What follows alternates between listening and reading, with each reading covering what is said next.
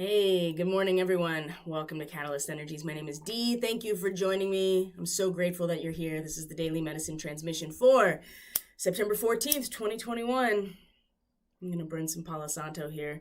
Welcome back and welcome if you're new to this channel. Thank you so much for being here. I truly appreciate each and every one of you. So, just a reminder here that whenever you interact with content from independent content creators like myself, by sharing, subscribing, liking, and commenting, it does have an impact on the AI algorithm that determines where to put these on people's feeds to spread it to a larger and wider audience. So if you find this content helpful, inspiring, and you think other people will as well, hit that like button, hit that subscribe button, comment, and let me know how you're doing, how this lands for you, and this little cul-de-sac here may get a little bit bigger. You never know. So thank you for being here and welcome. So today's transmission, boy, I'm not gonna lie, I'm exhausted, and not because of anything in particular in waking life, although I will say that yesterday was very busy. I had a full day of working with clients, and then went to my local political action group meeting last night as well. So it was a pretty jam-packed day, and things have moved forward. There's a pretty distinct step that has been taken. I know on a very material, in the present moment type of level. I will say that in Pennsylvania, the county that I live in, we filed a suit with a particular school district, a local school district, over the mask mandates in the school district, specifically addressing the due process of how it came about, right? Because the governor of Pennsylvania has issued another mandate in terms of requiring masks, and many of the school boards have just gone along with it without taking any kind of public comment from the parents and the taxpayers in those school districts. And specifically the one district that is being brought forward in a lawsuit is addressing the due process, because the superintendent didn't even go to the school board. The superintendent just made a blanket statement for that particular school district. And so there is suit filed as of yesterday. So, and I know in another county in Pennsylvania, they are addressing a particular school district on their mask mandates from a different angle. Of course, there has been a suit filed in Ohio, and I believe is going to go to the Ohio State Supreme Court, issuing a temporary restraining order in terms of the mask mandates. So there are actual things happening on the ground at a local level, and this is just an example to show you that things are actually happening, and there are people doing actual things in their local communities, because that's where we have the most impact right now. So, but I do feel it, and I feel that yesterday's moon in Sagittarius was incredible. There's a lot of optimism. There was also a lot of trickiness to it as well, as we talked about yesterday. And the thing about Sagittarius is that it's all big picture. And now that our moon has moved into Capricorn, it is time to get down to brass tacks. And there's some interesting energy coming through, because for as much as taking a big step forward that it seemed yesterday, there is the inertia of these institutions, however you want to look at them, whatever institution you're talking about, the medical establishment, the government, corporations, even just the symbolic reality that we're all operating under is so crystallized and formalized and strong, right? It is the very matrix of our reality that it's going to take a lot of energy in order to break that. And there is certainly a big step forward, as I said just many times, but there is also here a tendency to maybe get sloppy or have some neglect after this first gain, not keep up the momentum, and also not balancing out a necessity for rest, a necessity for switching out, right? We need to all be supporting each other in whatever way that we're doing, even if we're focusing primarily on our spiritual work and holding a certain resonance for the people around us. In order for them to do their work, right? Everybody's got a role to play, and there is no room for complacency at this point, but we do have to be mindful about our contract at the bigger picture, right? The bigger picture is important to keep in mind. Facing the lessons of our growth. Well, that was a big one. I almost spilled my tea all over myself. And so I'm going to take that as a sign here that is really something to pay attention to. And that has been the energy coming through this morning, that now it is time to get down to the brass tacks here. And that there is, Mars is going to move into Libra today. And that is where the warrior energy... This lighter is done for. This is where the warrior energy is at its most powerless, right? The detriment of Mars in Libra, right? The diplomat that the warrior is not interested in being, but will be in Libra now for many weeks coming up. And this Libra energy, as we are getting closer to our equinox point where the sun enters Libra, as we are having Mars move into Libra today, that means the sun will move into Libra by next week. We're going to have Mercury, which is now in Libra, going to station retrograde by the end of this month in Libra. So this energy is very potent in terms of the form of balance, the form of justice, the form of fairness, and Libra is cardinal air. It means that we apply our knowledge of what it means to be in perfect form in order to find that balance. Venus is in Scorpio now, is also at her detriment. So we're going to start finding a lot of these personal planets in their detriment, specifically Venus and Mars. They are the incarnation of the polarity within us, the masculine and feminine, the aspect, the Venus ruling Taurus in her rulership, also ruling Libra as well. But which also puts her at her detriment in Scorpio, right? The opposite of Taurus. Scorpio being the material world as it is around us, our resources, our lineage, our ancestry, our genetic predispositions, all of that second house Taurus stuff, very much the nuts and bolts of the world around us. And Scorpio being the power of our emotional and feeling-based connection, the power of our relationship, and what we can create together. And, when you have to look into the mirror of yourself and really get into the underworld of who you are and the underworld of what we create for better or for worse together, right? We have to be very real about this and see it for what it is and feel into it without losing ourselves. This is a very difficult position for Venus, who is really the allows us to be sensitive to the world around us. And when you're talking about the darkness, it can be a really difficult position to be in. So there is a lot of shifting happening today. And there is always the potential that with one big step forward that we're going to move a couple steps back, because we're still in this battle, whatever that means. And so of course there's going to be,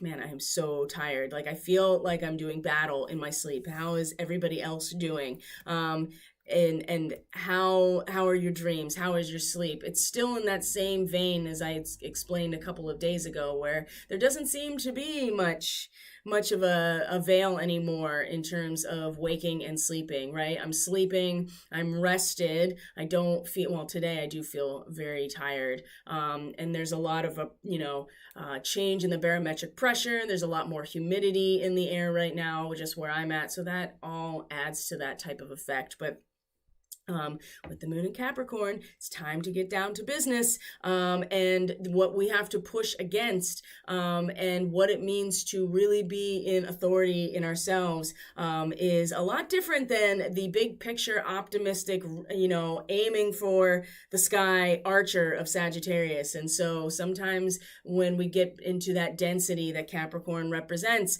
because we have so much to move against when we are trying to work towards a goal, align with our ambition, really be fearless in the execution of these goals, there's a lot more challenges, and there's a lot more institutional inertia to work against. And that could easily be disparaging when you've gone through a moment of considerate victory. And so also too, realizing that we've come to, there's a cycle, a material cycle that is ending, especially Mars leaving Virgo today into Libra. There's a material cycle ending here, and we have to let it go in order to make room for the new cycle to come in. We've talked about this already, right? Making sure that the medium of growth, right, in order for the new growth to happen is healthy, it's conditioned, it is tilled, right? We are preparing it, and we have to let go of the seed, and we have to let go of the fruit, right? That is the transition from Virgo to Libra, is a letting go, sacrificing the fruit in order for the seed of the next cycle to be made available to us and to be available for the next cycle, right? And so there is a sacrifice, and there's a letting go at the end of Virgo that is necessary. And Mars being such a warrior agent, on the one hand, is really able to face that and embrace that, because there's no fear there. But then coming into the next cycle, or coming into the awareness that it's about the form of relationship now, right? It's not just about the individual anymore. When you come into Libra, that is the beginning of the 7th house of the astrological wheel. Is Libra. So the perfect form of relationship requires that we start to acknowledge the other in the situation, whatever it is. And diplomacy, oh man. And so many of us are already here. We're aware of it. We're acknowledging it. It's very easy to, push away those people who don't resonate with us. And there's something to be said for that when you're in the midst of the Virgo underworld, right? When you're going into that part of yourself and really doing the work on yourself. And that last degree of Virgo is pushing everything else away. But it's all in preparation to step into the next phase where there is no separation, right? The most growth that we really ever experience is in the context of relationships. So now it's time to bring this forward. And you don't make institutions, you don't have an authority necessarily unless there is a relationship with other in order to have that authority over. And I'm not suggesting here that this would be entirely authoritative or authoritarian, although that is the dark side of Capricorn, isn't it?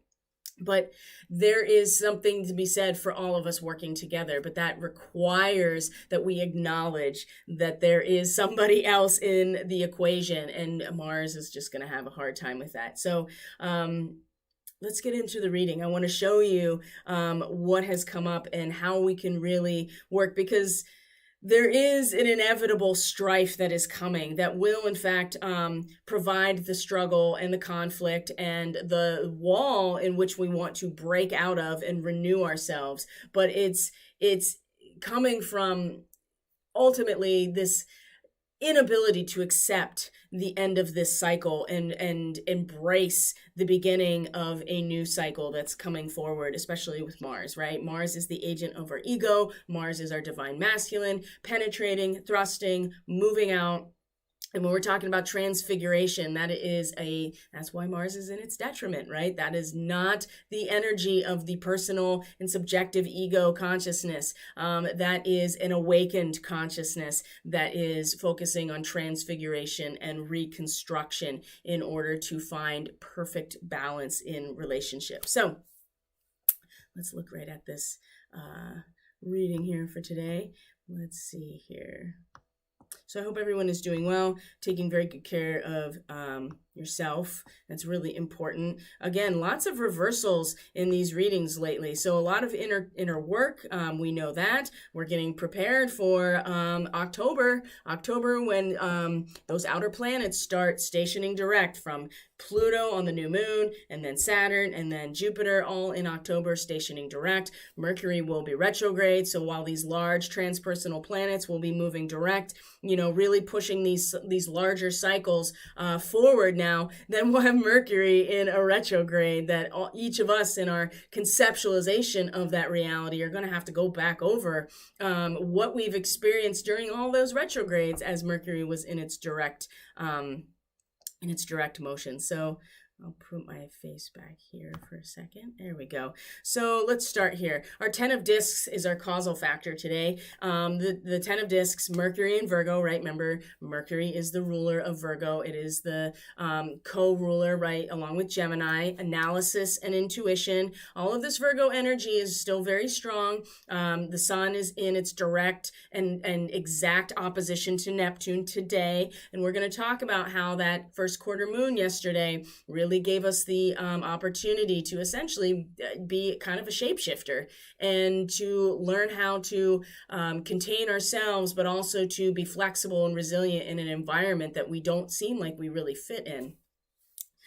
And in the face of a very strong tension between putting on this armor and stepping into this royal office, whatever that means to us, and surrendering to that within ourselves, right? Surrendering ourselves to this role that is more than just ourselves, but a role nonetheless that is our own work, right? Our own work, our own discipline, our own devotion, in opposition to, of course, Neptune and Pisces, which is having us dissolve everything down into the infinite potential of reality here, of source, and dissolving and surrendering ourselves to that process as well, because that is just as much of part of what's going on as our own individual egos, consciousness, solar rebirth that the sun really represents.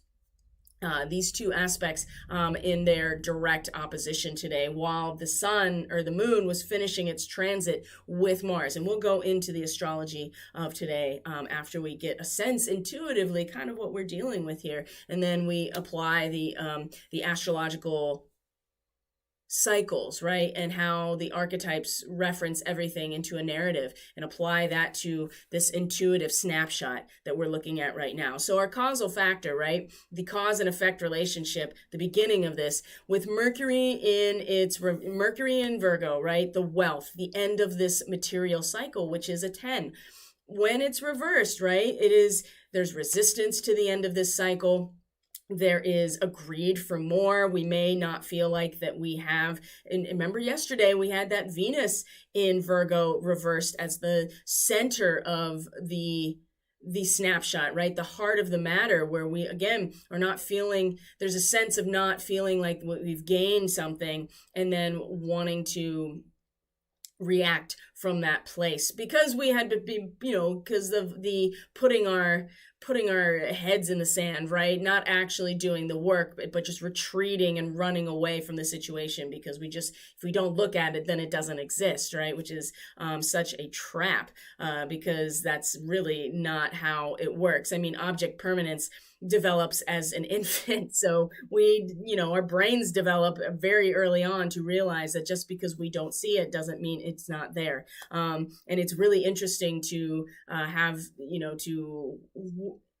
to hold space for and just kind of bear witness to how that very infantile perspective is still very much alive and well within adult minds right now of if I don't see it, it doesn't exist. So it's very infantile, right? Very young, babies don't have object permanence, but that develops very quickly into, from late infancy into toddlerhood. So, all right. So this cycle, right, that is meant to be released, right? Everything that we have got, we've accumulated everything, and we've had patience, and it is really developed we're right at the cusp of harvest, right? But when it's reversed, there is a resistance to it, there's an inversion to it, there is greed for more, there is you're blinded by the wealth, right? You're totally fixated on the accumulation and holding on to it, which is impossible, right? You can't hold on to it. I mean, to a certain extent, yes, you can preserve what you have harvested in a certain way, but it's really meant to eventually be consumed. And ultimately, it is the sacrifice of the fruit that allows the seed to be shown for the next cycle. And the seed is what keeps everything going, right? The perfect form of relationship of subject and object, of this and that, right? Of individual and collective is really what we're all working towards here, is to keep the cycle going. You want to think 7 generations ahead, not just where you are right now. So you can still feel that like there is an inversion. And specifically, this feels to me like there is a real struggle to relinquish, right? To come full circle here and to accept the end of this particular cycle and plant the seed for the new one. And this is being expressed in many different ways, right? This is based on the individual. This is based on all of the experiences that they're having. And certainly this could be an internalized experience of this wealth, right? That we are recognizing that it has come full circle and we're ready to let it go. But based on everything else in this reading, you can really see that this unwillingness to let this go, whatever this cycle is, to release it, to sacrifice everything that we have been accumulating over time for the good of the larger picture and for the cycle to turn over, is kind of making us dull, right? Like there's an obsession here, or at least a fixation on, more and more and more. And that was yesterday as well. And it's not to say that that we shouldn't be moving forward, or that we shouldn't be taking these steps forward or working at something, but these cycles have to end. And there has to be a recognition of an oscillation, right? It's not a linear experience. It is a cycle that comes back around. So there is this sense here that we're not really letting go of everything. You're not releasing it to what the bigger picture is, and we just want to hold it, right? And this, like I said, you can feel this in a lot of different ways being expressed. Now, when we come here to the heart of the matter, here is our big step forward, the works, the 3 of discs, right? This is the recognition that we've taken a step forward, the first taste of victory, Mars in Capricorn. So we have a Capricornian essence right here at the heart of this reading with our moon in Capricorn right now. So Mars is exalted in Capricorn. What does that mean? It means that Mars is powerful in Capricorn. It's not its rulership like it is in Aries or maybe Scorpio, but in Capricorn, it's very powerful still, right? Because Capricorn is where you get shit done. And you need some kind of Mars character. You need that ambition and that courage and that fearlessness in some ways to move forward and to get things done and to know that you can get things done. And so this 3 of discs, right? The 3, synthesis and harmony and balance, is this first taste of victory. Now it's reversed. It's reversed right now. So again, we are finding that more work is needed, right? And it's like that when it's upright too. It is just one moment of saying, hey, look, we've done something that's actually created a secure foundation, and is able to push away all of the nebulous aspects. You can see this pyramid, and these 3 discs at each angle are representative of a different chemical element, right? Mercury, sulfur, and salt, right? And it looks like mercury, right? If you look at the ripple effect of liquid mercury, that's kind of what it looks like. And it's this idea that it's like almost like spinning and kind of pulling itself up and creating this stability in some ways through the chemical elements, through alchemy, right? This is definitely alchemical process bringing into form, Because when you move from Sagittarius, which is alchemical transmutation, into Capricorn, you've created the gold from the lead. And this is that first recognition that it's happened, okay? But it's reversed. So there is a potential here, if we are not careful, that we neglect ourselves. We're like, oh yeah, something happened, and then we get sloppy. We have our first taste of victory and think that that's it, right? That we don't think that we're going to get pushed back by something, that the inertia of these incredibly powerful institutions isn't going to provide some sort of brick wall on some level, that there's more work to do, or just stop in the middle of it. And when you come from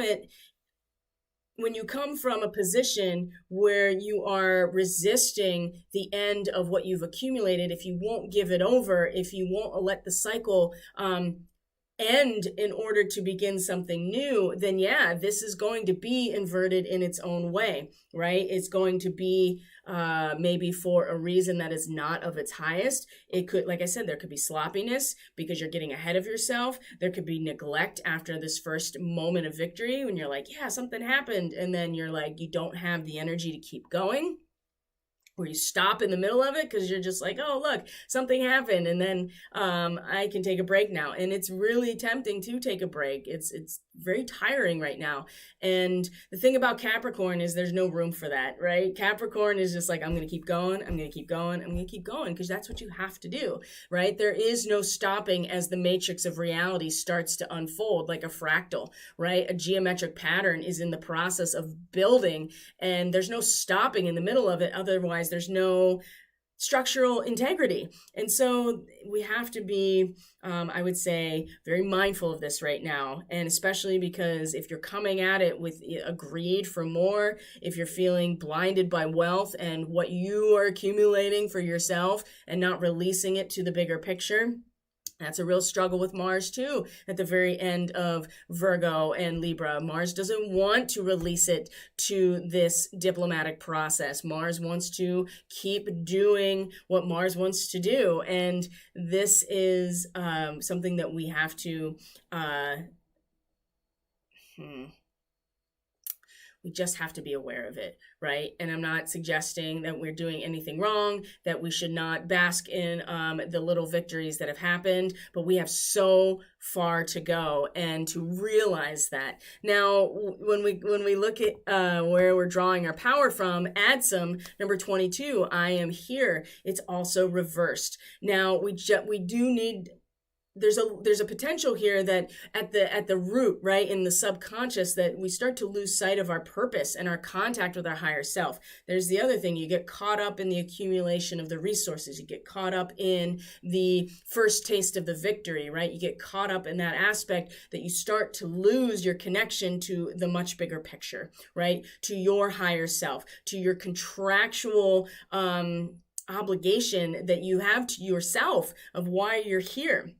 And so it's important that we renew this commitment to ourselves, that we really make sure that in that subconscious realm that we are really drawing our power from this renewal of our commitment. If we've forgotten about it, it's important to take action towards our purpose each day. We don't want to get caught again in letting it go or being sloppy or neglecting it. And when you have that taste of victory, it's really easy to lose sight of this connection and this bigger picture. And that seems to be it seems to me that it could be a real danger right now. And this is getting us kind of like, remember why you're here. Remember what we're here to do. Remember your commitment to yourself. And when we talk about commitment and contractual arrangements, I mean, here's 11. So you have 22 at the bottom and you have 11 at the top in our conscious awareness, showing us the Ark of the Covenant, right? Live true to your karmic contract. Face the lessons of your growth and work towards greater discoveries. We're not done yet. We're not even close to done yet. This is just one step forward of where we're going, of the work that needs to be done. Don't allow yourself to get pulled into the emotional drama, because that's a big part of this as well, is that as we see progress being made, it's also very easy to get pulled into it as an emotional drama. And as we saw with the previous reading yesterday, that incredible amount of emotional energy will shape the landscape, but we have to harness it correctly, and we can't lose sight of the biggest picture, and uphold our sacred covenant. So whatever that is, right? We came here as a soul to be part of this process. And that is the commitment we made to ourselves and to God and to Source, right? While we're here. And so we can really release our energy through this particular dynamic here of the arc. Now, something to keep in mind that's interesting is that these two people are taking a rest because they're confident in what they're doing, right? The ark is safe. It's in the tent right next to them. They know what they're here to do. They are fulfilling their contract.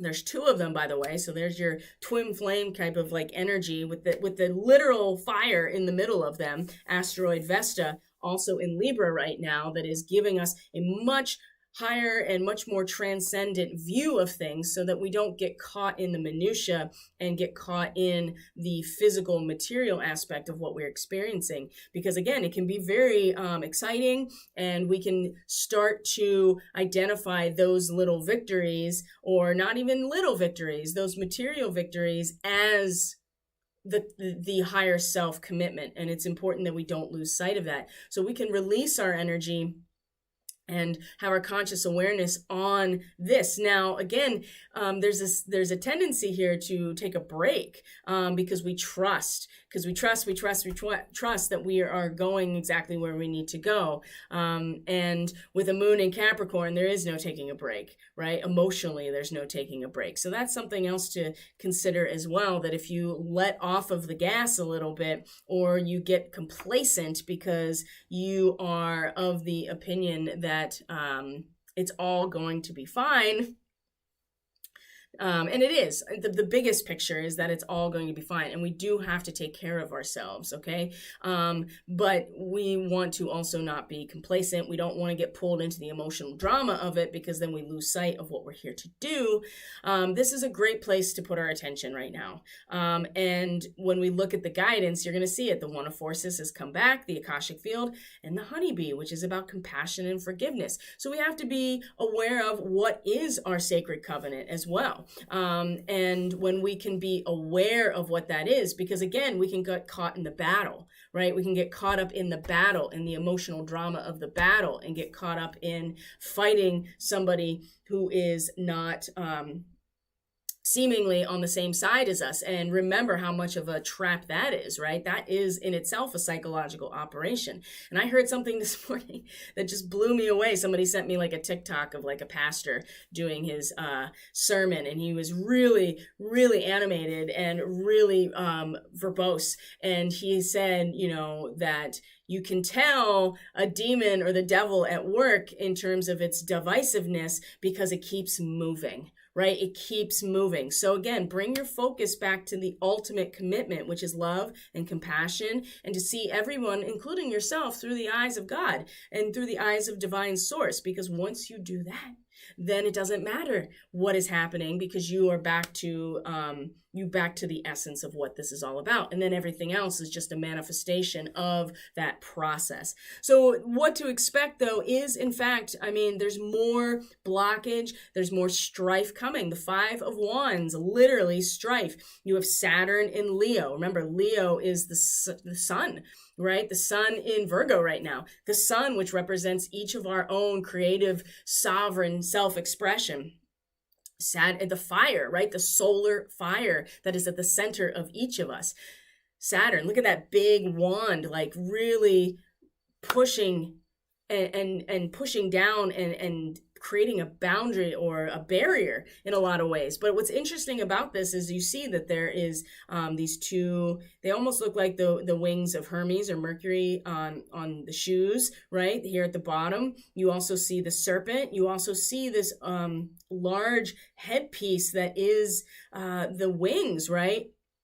So even with Saturn there, what it provides is resistance to move against, and it will be aggressive, right? It will be revolutionary. And when we look at the astrology today, we're going to see how there's another yod that points to this exact type of energy, much more from a mental perspective and expressive, but still there's going to be strong will to break out. There will be struggle and conflict, but what will come out of this is a renewal, because this is upright, right? So we are fully expressing this, or the impact is that we will be fully expressing this, or expressing ourselves through this, right? The strife and the conflict and the struggle is what is going to make our fire burn brighter, make that solar energy within us be even more intense because of the Saturn barrier there that we,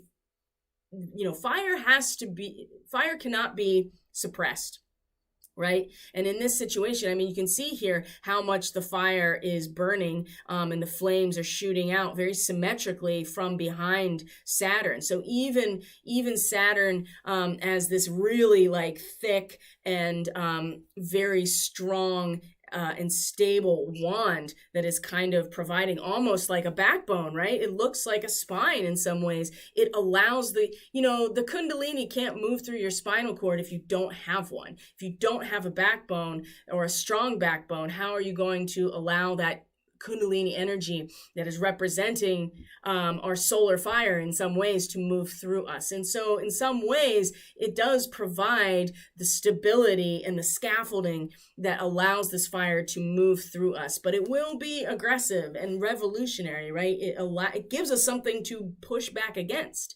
So expect it.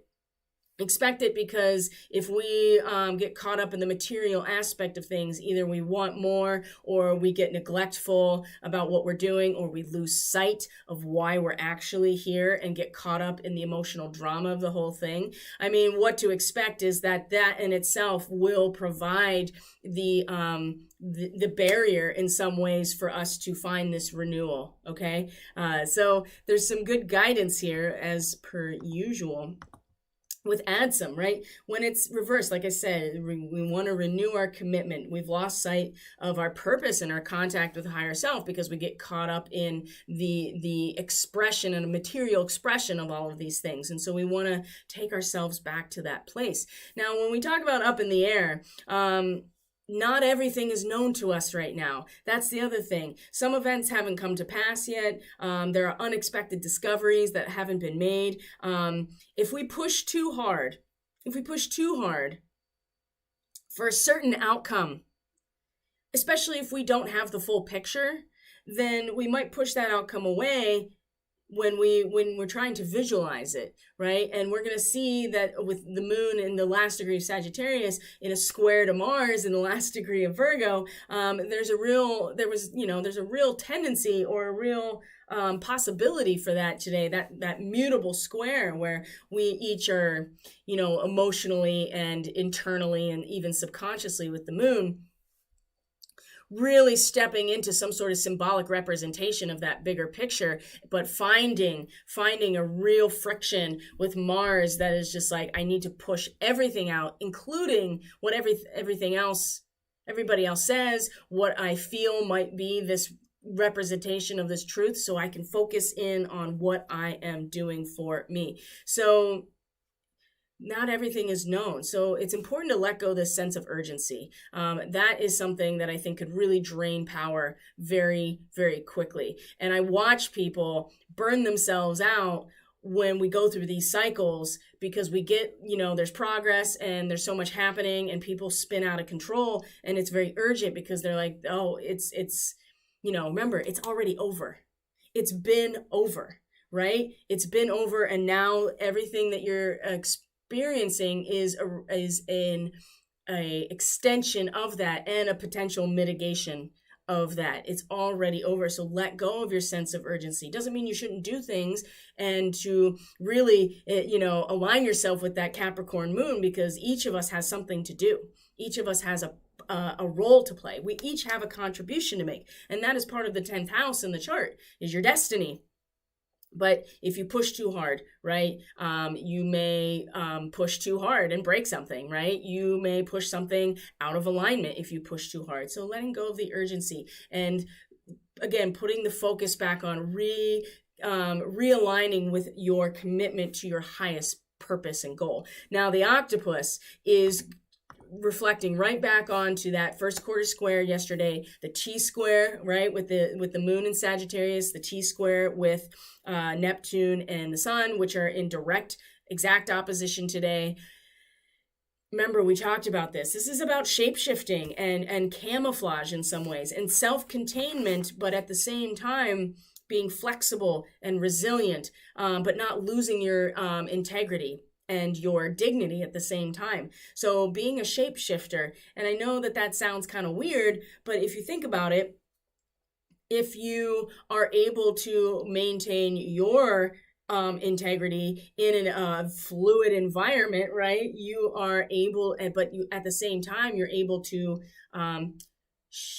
shift your shape. You're able to maybe walk in someone else's shoes, right? Real empathy comes from actually being able to, and compassion. Real compassion comes with being able to empathize with other people. And I feel like that this will, again, bring us back to being more compassionate, right? To be able to be more diplomatic in some ways, right? With Libra energy, we want to transfigure ourselves to a certain extent to find that perfect form and balance. And, sometimes we get, the empath will, and everybody's empathic, right? It's not, some people are not more special than others because they happen to be more sensitive or empathic. Just some people happen to be more sensitive, just like some people happen to be more athletic and some people happen to be more oriented towards math or whatever, right? We all have our contribution, but humanity in and of itself is empathic, right? Empathy is a human trait that everybody has access to. When you can empathize and feel other people's feelings in a certain situation, you in fact are able to shift your shape and align with how somebody else is experiencing something, which will then allow you to be more compassionate. It'll allow you to let go of your sense of urgency about like fighting some enemy here that's really just your fellow neighbor or human, right? And again, remember that divisiveness is a creation in order to get us to be fighting each other.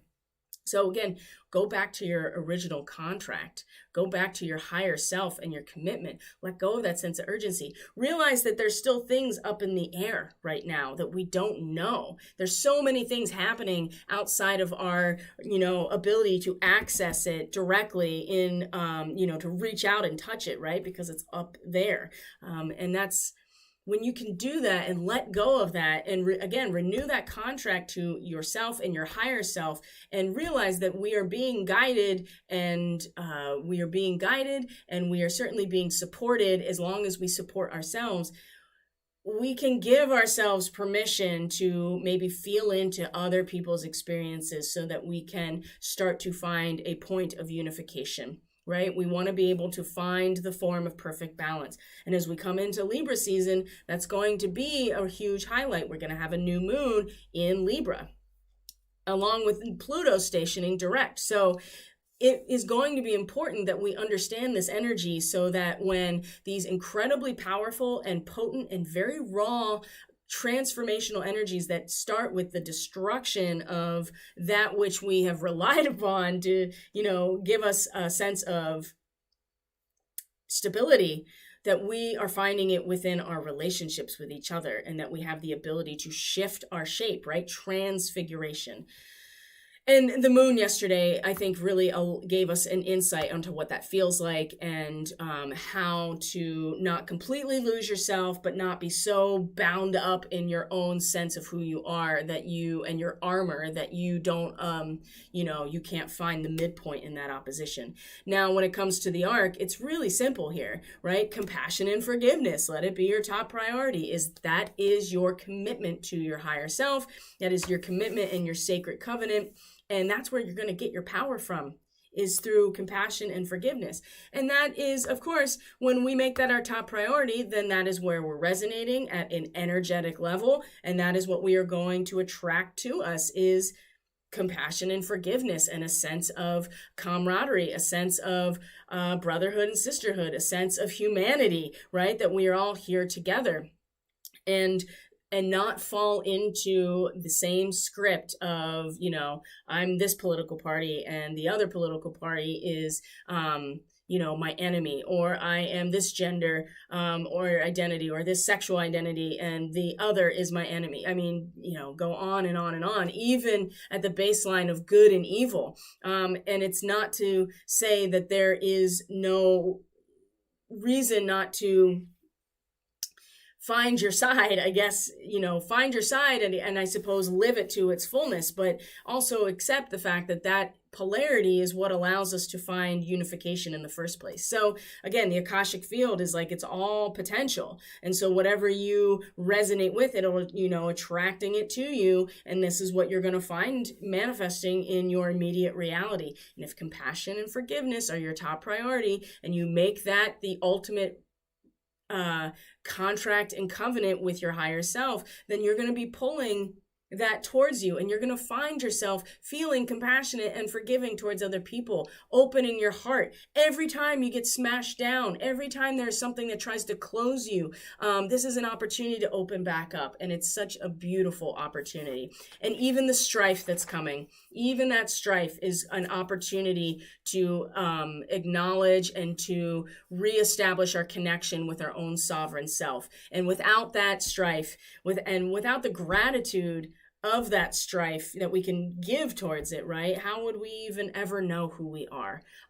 So I've been practicing as much as I have, this is part of hacking your own shadow, right? This is part of mastering your 8th house, is getting into that space and realizing that it's in that space that you realize who you truly are, and then you realize who others truly are. And at that point, there's nothing that holds us back, except ourselves. And so, but if we keep ourselves separate from one another because we can't walk in their shoes for 5 seconds and see how they are just doing the best that they can, even the people that we're just like, oh my God, if we were in the 40s, you would be firing up the oven, right? Like, there are a lot of people right now that we could identify as like, wow, you'd be one of those people. Even them, the real trick here is to hack your own shadow so that you can see how other people's shadow has been hacked, and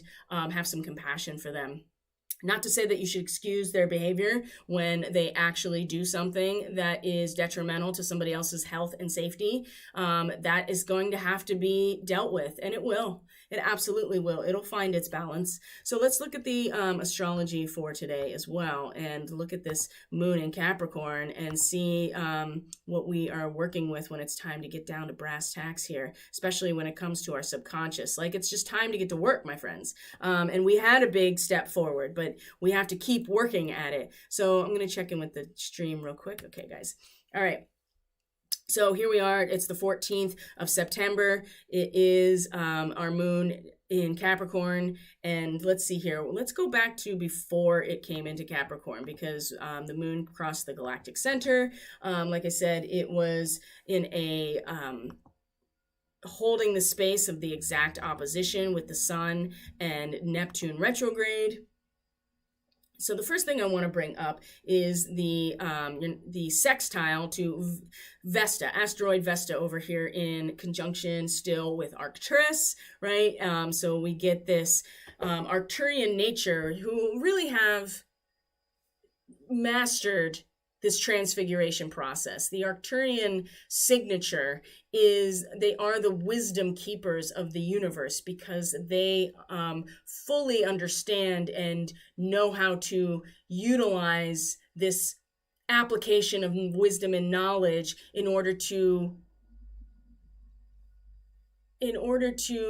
build something, right? They know how to find the perfect balance in the energies of relationship, whatever relationship it is. And the Arcturian starseeds, let's just go into this for 1 second, because as Mercury is going to station retrograde in conjunction with Arcturus, okay? As the sun is going to meet Arcturus and square Pluto next month after Pluto has stationed direct, and Mars is eventually going to meet Arcturus and square Pluto, right? We want to understand this signature. So if you are Arcturian starseed, or you're familiar with that resonance, then, this is something you want to pay attention to, because it's going to bring this out in you and bring you to the center, front and center, to be a representative of this energy.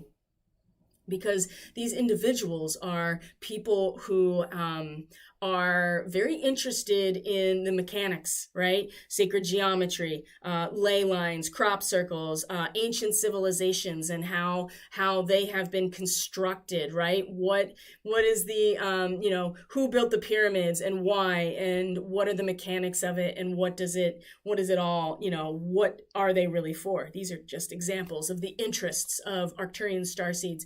They tend to be teachers. They tend to be transmitters. These are individuals that tend to communicate outside of our normal verbal or written language, right?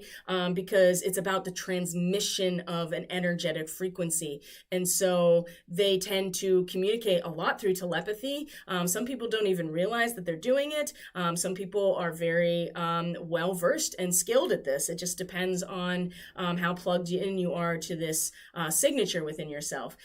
These are individuals that will communicate through other types of frequency, sound, color, geometry, shape, right? And this goes into something very specific, which is an interest in sustainable design, architecture, feng shui. These are all types of very applicable vocations that Arcturian starseeds are interested in. They're also very drawn towards natural sciences, mathematics, quantum mechanics, okay? Again, these are all aspects that have to do with understanding and applying knowledge about the nature of the universe and how the energetics work in a balanced fashion. And so like I said, the Arcturians are the wisdom keepers. So these starseeds tend to have they ask very deep philosophical questions. They tend to have very strong opinions. They tend to be very wise and knowledgeable, and they tend to have a really strong draw to those types of vocations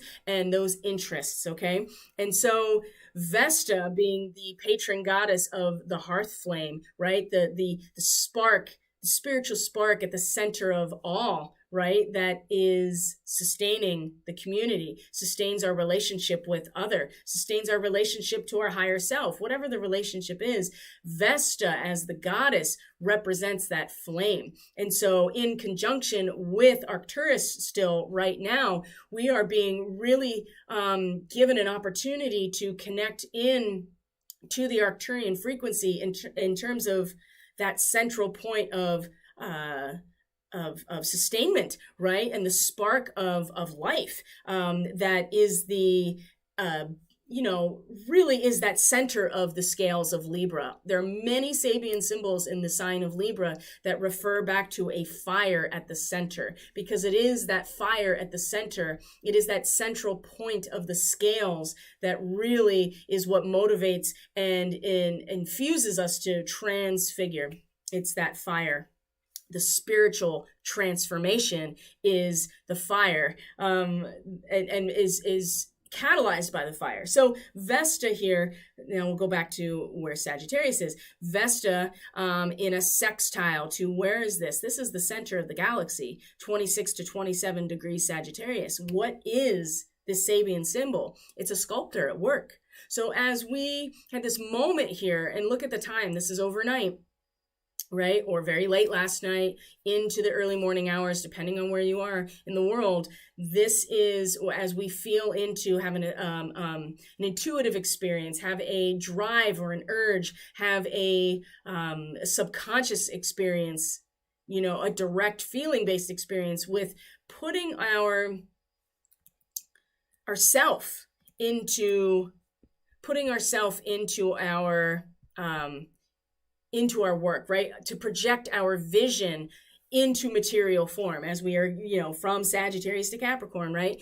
In a sextile, right? That 60-degree angle that is representative of an investment. So we invest this drive or this urge that we're each personally feeling to project our own vision of the big picture, the truth, the collective paradigm of values, right? We project that, this desire to project it onto a material form. We apply this and invest where Vesta is, that central spiritual fire that is really connected right now to the Arcturus, right? That is about the balance and the application of our knowledge to find perfect balance and form in the universe, and to apply that to our relationships.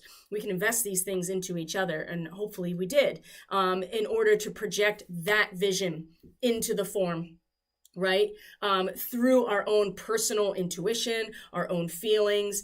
This is why the feelings, right? The water is able to literally shape the landscape, okay? And so this was a very potent moment here, especially in conjunction with the center of the galaxy, right? So we're going right into like the center of our galaxy, which is, the central sun. It's a black hole, whatever you want to think about it. It's that central point of gravity that everything else is spinning around. And so what is that vision for you? What is that vision? And how do you take the fire at the center of your soul, with deep wisdom and knowledge of perfect balance, and like bring it into form? That was a very potent transit overnight. And so I hope that we had the ability to really harness this in this moment here.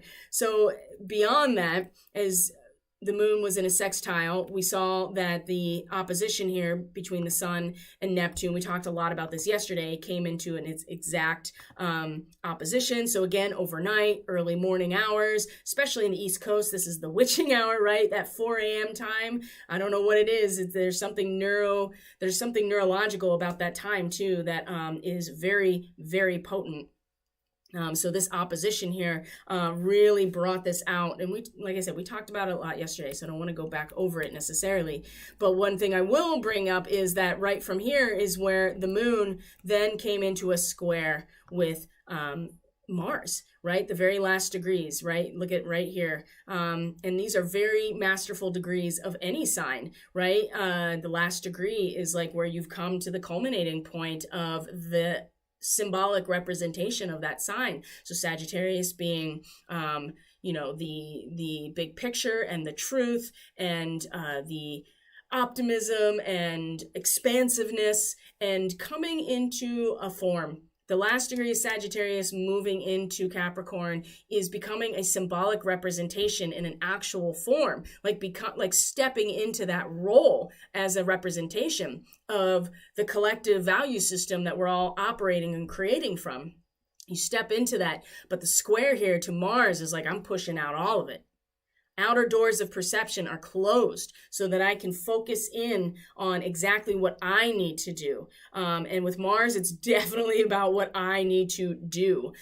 So in that moment there, we also find ourselves like really there's a lot of friction in there because the urge or the drive emotionally and in our subconscious, again, is to align with a symbolic representation of this collective value system. And Mars is really just like, no.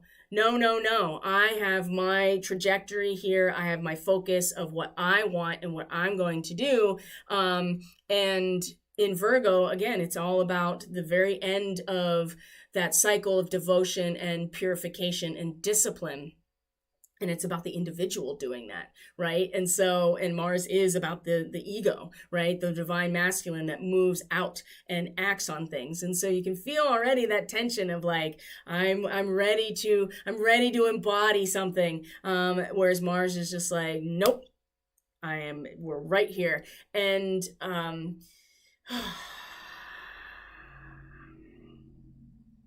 It just really depends, doesn't it? It depends on what collective paradigm you're operating under, and that is valuable to you, and how you feel, what does represent it, and if you're ready to walk into that space, into that role. It also depends too on like what kind of work you've been doing behind the scenes of yourself, right? What have you been doing the shadow work? Have you been doing the discipline, the healing, the practices, the routines, the habits, training and education on a spiritual level? Have you been doing that as well? Because this is the moment of truth.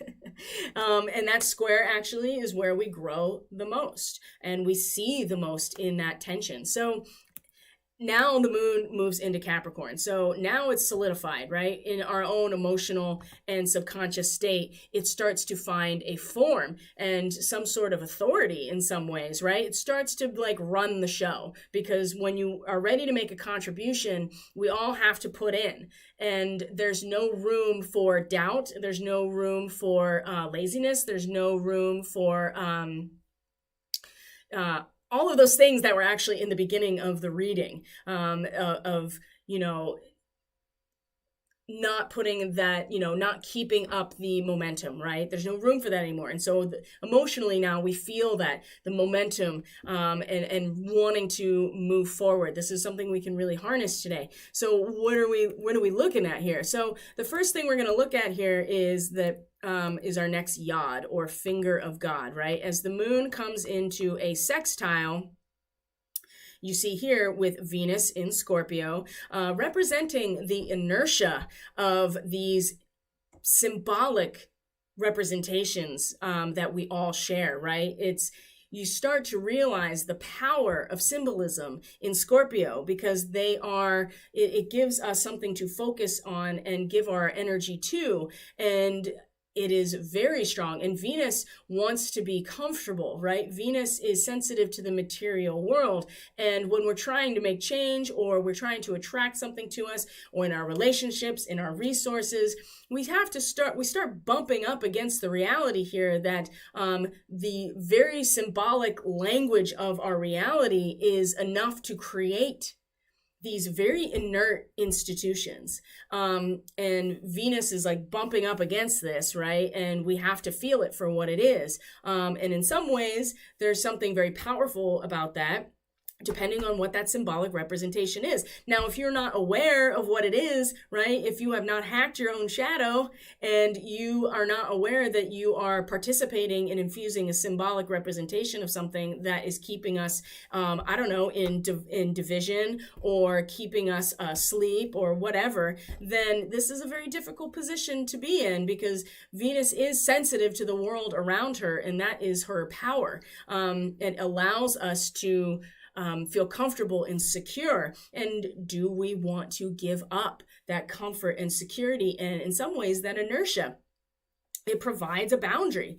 Now, where this is interesting, where the moon is in this position, right, 4 to 5 degrees Capricorn, is the warpath, right? It's the warpath. It's what happens when you have a dedicated group of people that have made a decision that they're going to go on this quest for domination, right? Because Capricorn really is about this, right? Because you want to protect, and not even protect, you want to establish your authority institutionally in Capricorn. And so these two are, you can really invest this energy. These are two feminine energies. They're receptive. They are receiving, right? They are feeling. They are sensitive to the world around and into the emotional landscape. They invest these energies into each other, and you see exactly how powerful this really is if we all contribute to it, if we're each contributing to it.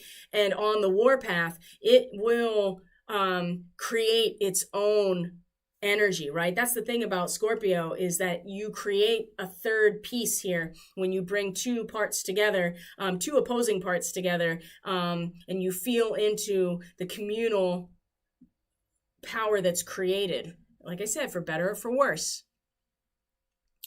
And that's why in the 8th house, it can be marriage resources, because again, it's what you create, for better or for worse, whether what you bring to the table, and the depth of its feeling is what you create. And so we see here that this yod, here it is, that the finger of God, and where is it pointing? Right to the north node, the true node, which is at 444 actually. So that's interesting in and of itself, with that really strong, 444, right? Very structurally sound, strong boundary and material security that the 4 represents. And so with the North Node, or Rahu, right, the head of the dragon, it is the direction that we are headed in order for our soul to reach its karmic destiny, right, in order to evolve. And this is very much about reaching beyond established form. This is still in the Hyades starseed territory. This is still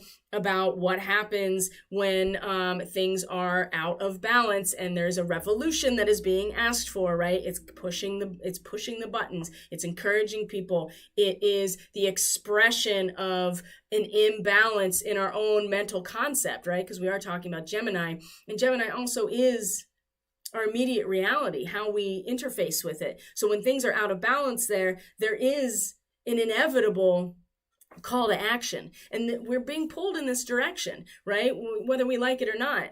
And the quincunx with both of these, from both of these positions to this place, because it talks about how inert our institutions are, because we are participating symbolically in creating them, and how powerful we are when we come together on a domination quest, whatever that is, right? When we are coming out of a collective paradigm system and start to build institutions that have authority behind them, when that group decides, okay, I'm on the warpath, and they're on the warpath. Now, these things seemingly don't fit with where Rahu is taking us. And so the finger of God, it is coming from the sextile, the investment in these things, of the authority and the group of people that are completely hyper-focused on where they're going together, which is conquest, right? And Venus, who is at her detriment in Scorpio, but still is feeling in and is sensitive to the reality that we know, we can feel the literal boundary of our inert institutions based on our collective cooperation in these symbolic representations, whatever they are.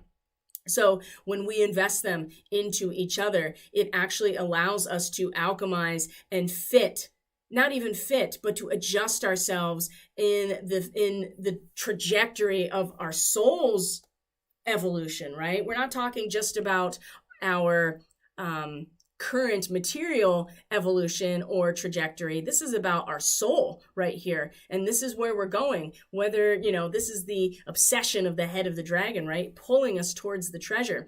And it has to do with just allowing the expression to move through us, to allow that chaotic nature to come in that sets the stage for a shift in perspective, a shift in the immediate reality, a shift from what is already established, right? And what is established is very strong. But if we realize that it's nothing more, it's only strong because we participate in it, then that is how we alchemize this situation, right? So it's about shifting our perspective. It's about realizing how powerful it is because we are the ones giving it power. And when we do that, then that is where we are able to point that finger of God pointing us right to this north node and where we're headed. And we can utilize the power just of these things in and of themselves in order to shift the focus, right? From what is to where we want to go. Oh boy, that's a big one today. That's a big one. And then we see here the last real piece of this whole day is that from here, Mars moves into Libra, into its detriment by the end of today, right? So by tonight, early evening or late tonight into early tomorrow morning, we will see here that Mars has moved into the first degree of Libra, coming into that diplomacy role that is not very, it's not very fun, right? But if we can harness that for what it is, right, and we can be compassionate, if we can make that our top priority, if transfiguration and diplomacy can be where we put that very personal, very subjective action that Mars represents, if we can put that towards this diplomacy, this transfiguration into finding justice, into finding fairness and balance, we stand to get a lot further, I think. And when the strife happens, that's the thing. There is strife. There is a wall that we are going to be facing, but that wall is just going to, build that expression and that sovereign nature of each individual that much more in order to be renewed. But we can't get complacent now. And there's a real tendency to either get complacent or to get hyper-focused on the material gain or what is happening in the material and lose sight of the spiritual nature of all of this. And the spiritual nature of all of this is really what allows us to realize that it is just our power of cooperation and communion and contribution together that really allows us to move out of an imbalance, right? Which is what the North Node is allowing us to move towards on a soul level. So, my friends, I'm going to leave it at that today. Thank you so much for being here. I truly appreciate each and every one of you. Don't forget to subscribe, like, comment, and share in order to support this work. If you want to book a reading, in order to see how these transits are impacting you in your natal chart, you can book through catalystenergies.net. It's in the description box below. You can follow Catalyst Energies on Facebook and Telegram currently, just to stay updated and to establish community, of course. And I'll see you guys tomorrow. I love you. Take very good care of yourselves. We will be, we're doing it, right? One step at a time. One step at a time. And really, it's already over. I can't stress that enough, that it's already over. But that does not mean that we are not part of how we get to this end point that we're all, surfing towards, essentially. So I love you guys. I'll see you tomorrow. Bye.